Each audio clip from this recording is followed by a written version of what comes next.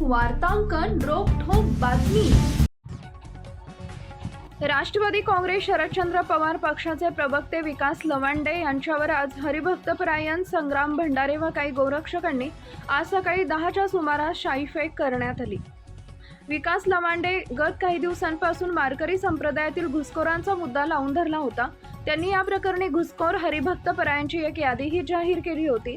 यामुळे चिडलेल्या संग्राम भंडारे व त्यांच्या समर्थकांनी आज त्यांच्यावर हल्ला करून शाईफेक केली। या घटनेनं राज्याचे राजकारणात तीव्र पडसाद उमटत आहेत। विकास लवांडे आळंदी मातोबा तालुका हवेली इथं प्रवचनासाठी गेले होते। तेथील प्रवचन संपल्यानंतर सकाळी 10 वाजता ते परत येत होते।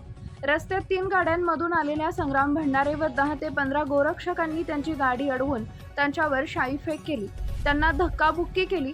विकास लवांडे यांनी हल्लेखोरांनी आपल्याला पिस्तूल दाखवत जीवे मारण्याची धमकीही दिली। त्यानंतर ते पळून गेले। या घटनेनंतर लवांडे यांनी तात्काळ लोणी काळभोर पोलीस ठाण्यात जाऊन संग्राम भंडारे व त्यांच्या सहकार्यांवर गुन्हा दाखल करण्याची प्रक्रिया सुरू केली। पुणे पोलीस आयुक्तांनी माझ्यावर हल्ला करणाऱ्या गुंडांचा कायदेशीर बंदोबस्त केल्याशिवाय आपण पोलीस स्टेशन सोडणार नाही, अशी आक्रमक भूमिका त्यांनी घेतली आहे।